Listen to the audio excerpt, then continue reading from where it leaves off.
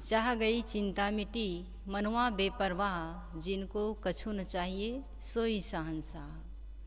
जिसके मन की आशा तृष्णा इच्छा घट जाती है, फिर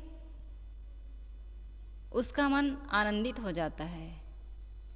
और इसलिए कहा भी गया है, संतोषम परम सुखम, संतोष में ही परम सुख है। और भी कहा गया है, जीवन का परम सुख संतोष है। कहते हैं कि एक बार एक नौजवान, जिसके पास दुनिया की सारी चीज़ें थी, संसार का सारा ऐश्वर्य उनके मुट्ठी में था, बहुत अच्छा परिवार था, पत्नी थी, बच्चे थे, सब कुछ था, लेकिन अंदर से वो दुखी बना रहता था। प्रयास तो ये करता था कि दुनिया की चीज़ें बटोर लूँ और सुखी हो जाऊँ, लेकिन सुखी नहीं हुआ। अंदर ही अंदर वह दुखी बना रहता था। वो सोचता था कि ऐसा क्या करूं कि सुख मेरे हाथ लग जाए।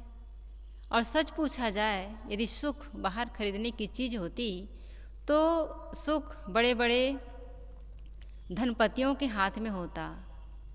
जिनके पास धन संपदा है उन्हीं के हाथों में होता, उन्हीं के कब्जे में होता। लेकिन अच्छी बात है कि जिनके पास दुनिया की चीज़ें नहीं, लेकिन मन का संतोष है, सुख उनके पास है। तो हुआ ये कि वह नौजवान रोज़ दुखी रहता था। एक दिन सोच ही रहा था कि आखिर क्या करूं कि मेरा जीवन भी सुखमय हो जाए, तृप्त हो जाऊं। तो एक दिन घर से निकलता है तो क्या देखता है, एक विकलांग व्यक्ति जिनके पाँव नहीं है लेकिन दो हाथ है, वो हाथों के बल चल रहा है। और हाथों के बल पर चल करके बेर की टोकरी भी रखा है, फल की टोकरी भी रखा है, उसे आवाज़ लगा लगा कर गली गली में बेच रहा है। उस नौजवान के मन में हुआ कि यह व्यक्ति जिनके पाँव भी नहीं है और हाथों के बल चल रहा है, चलो आज कुछ दान कर दो, हो सकता है इसी से मुझे आज सुख मिल जाए। तो वो 1 रुपया का सिक्का उनको देना चाहा। तो जो व्यक्ति विकलांग था, जो फल बेच रहा था, उन्होंने हाथ जोड़ लिया और कहा कि भैया, मुझे आपका ये रुपया नहीं चाहिए, जितना मैं कमाता हूँ उतना ही मेरे लिए पर्याप्त है। जितना मिलता है उतना मैं सुखी रहता हूँ, जितनी चादर है उतना ही पैर फैलाता हूँ, संतोष ही मेरा सुख है। तो मैं बिना कारण के, बिना कुछ दिए आपका पैसा नहीं ले सकता।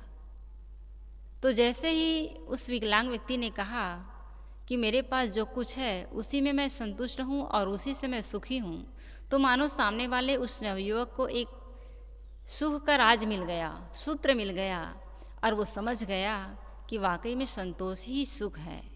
क्योंकि वो जान रहा था कि मेरे पास ऐश्वर्यों की कमी नहीं है, धन संपदा की कमी नहीं है, पत्नी बच्चे सबका व्यवहार अच्छा है, केवल और की चाहना में पड़ करके मैं दुखी हूँ। इसलिए उन्होंने उस दिन से जीवन में संतोष को धारण किया और सदा के लिए सुखी हो गया।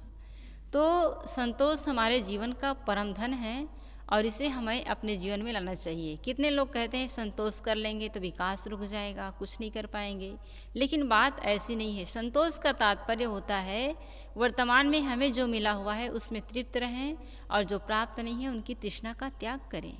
बात केवल धन की नहीं है। कितने लोग शरीर को लेकर के भी असंतुष्ट होते हैं, उनको संतोष नहीं होता। गुरु कहते हैं कि एक संस्मरण में लिखे हैं, गुरु जी के पास एक भक्त गए तो उनसे कुछ चर्चा होने लगी। तो चर्चा के पश्चात उन्होंने गुरु जी से कहा कि गुरु जी सब कुछ बढ़िया है, लेकिन मेरी आंखें बहुत छोटी छोटी है। गुरु जी अवाक रह गए, कहे कि कहीं आपको कम तो दिखाई नहीं देता? तो उन्होंने कहा कि नहीं नहीं, दिखाई तो देता है लेकिन मेरी आंखें छोटी है।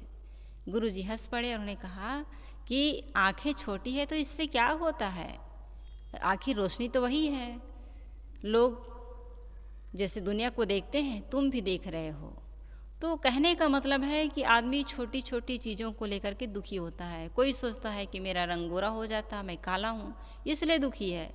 कोई इसलिए दुखी है कि उनका शरीर सुंदर नहीं है, कोई कहते हैं कि मेरा नाक ठीक नहीं है, कोई कहते हैं आँख ठीक नहीं है, किसी को और भी कई चीज़ों को लेकर के शिकायत होता है। लेकिन जैसा भी हमको चाहे शरीर मिला हो, चाहे घर परिवार मिला हो, उनको लेकर के संतुष्ट होना चाहिए, क्योंकि सबके जीवन में कुछ ना कुछ कमियां रहती है। तो उन कमियों पर ध्यान ना दें, हम अपने जीवन को सजाने और संवारने में ध्यान दें, मन को संतुष्ट रखने पर ध्यान दें, और तब जा कर के हम सुखी हो पाएंगे।